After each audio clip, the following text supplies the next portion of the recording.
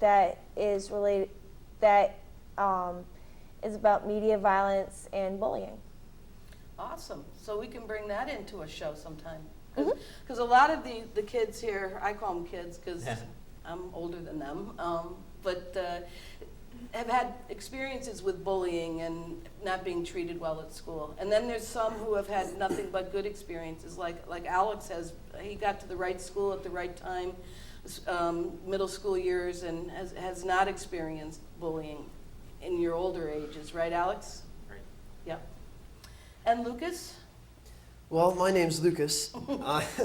I'm 24 years old, and I've been working at Focus for about 12 years now, so a good half my life at least. I'm the team leader of Focus's mentorship program, and I also oversee the panel, the public speaking panel, which is assembled before you. I've been to college myself. I hold a certificate in adventure education, and A reluctant certificate, I might add. I had some help being persuaded to sign myself up for the program, yes. And here I am. What do you like about being on the autism spectrum? Well, I like that it gives me additional perspective and insight that others might not necessarily have. I was diagnosed with Asperger's syndrome when I was probably 11 or 12, which was how I came to be referred to this organization. And I like that it allows me to think creatively, to think outside the box, and that in many ways it facilitates my being able to see things from multiple angles, or angles that give me the ability to better solve or analyze things. And what don't you like about it? The social isolation. Being on the spectrum, the autism spectrum is a spectrum of relationship impediments. It's very difficult for those of us on the spectrum to form and maintain positive relationships, as I mentioned earlier. And I've suffered from that all my life. It's one of those things where you don't want to look for pity or anything, which is not what I'm trying to do, but we want to share our experiences, and it really has been very difficult for me to form relationships with others and to maintain them. And what underlies that for people on the spectrum? Not just for you, but why is it so hard for people on the spectrum to have relationships? It's difficult for us to express ourselves to others in a way that others understand, and it's difficult for others, for their part, to meet us at least halfway towards where we're coming from. Mm-hmm. I would say in a nutshell. Very well. Very well said. And to my left is Miss Emily. I'm Emily. I'm 25 years old, and I work part-time with Focus, with the panels and everything, and because I like to help out, and just get spread the word, and and everything, and plus I've known Donna for the longest time. Since you were 12. Since I was 12, yes.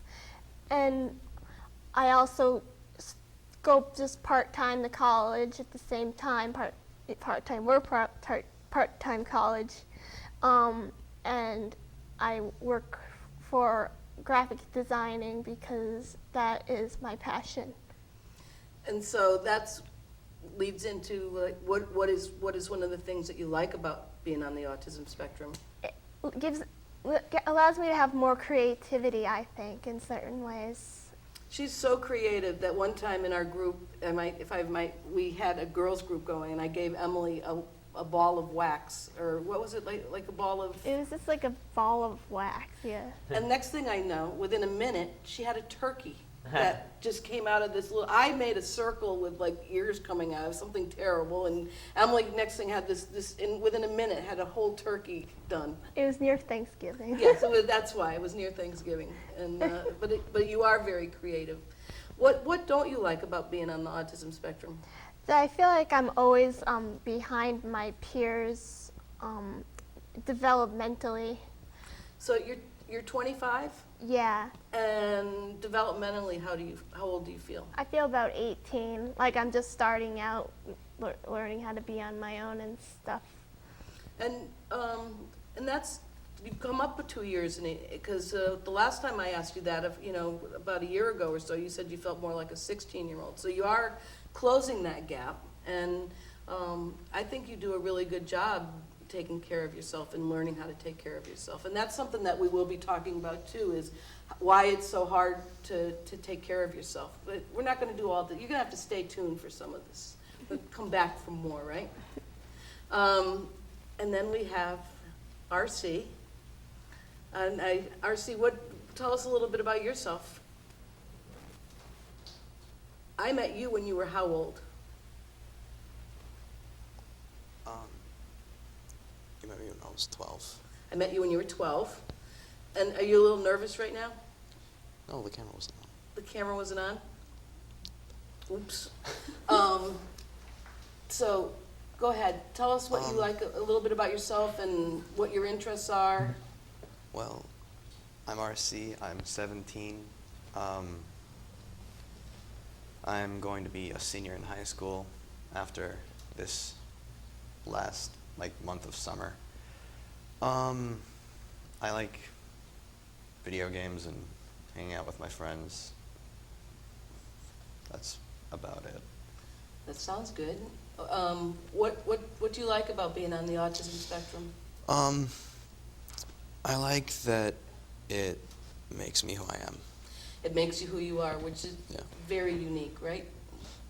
I think so. Would you guys agree? Yeah. Mm-hmm. Yeah. And a lot of fun. You are a lot of fun. You have a lot of interests, and I know that a lot of the guys at Focus really look up to you, which is good because you're an intern. What do you not like about being on the autism spectrum? I would say what they said, but then it'd be cliche. Give us a cliche.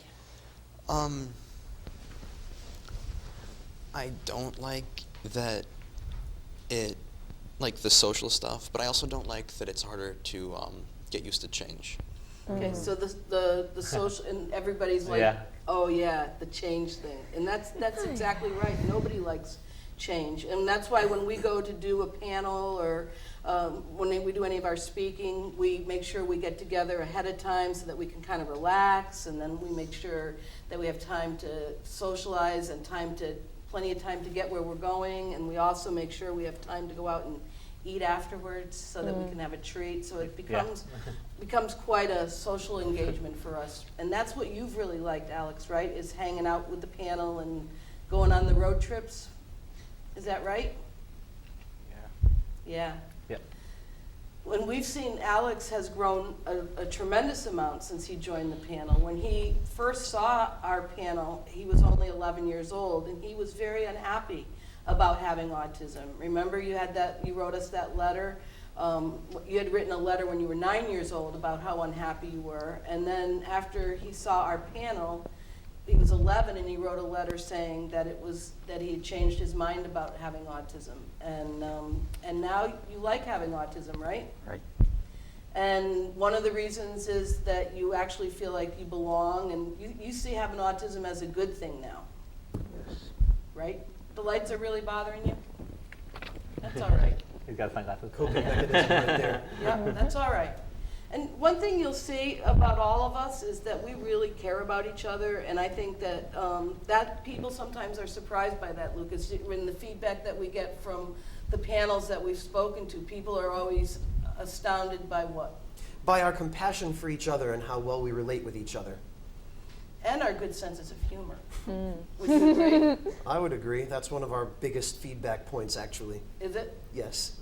And because Lucas has the chore of going through all the data and adding it up and seeing what people like and Oh, it's far from a chore. Reading through some of the feedback we've gotten has provided me with a good laugh at times, too. Yeah. like what? Oh, I can't remember off the top of my head. There have just been some I great remember. comments. I Colleen, go remember. ahead. At the young adult services social group, which both me, Luke, and Emily are in, we were looking through the feedback charts one time, and we were looking through them, and we said, we should make an autism cheat code site so people could look through and be like, okay, we can do this or we can do that. And it's like, Yay, autism cheat codes. Do you know what she's talking about? I do.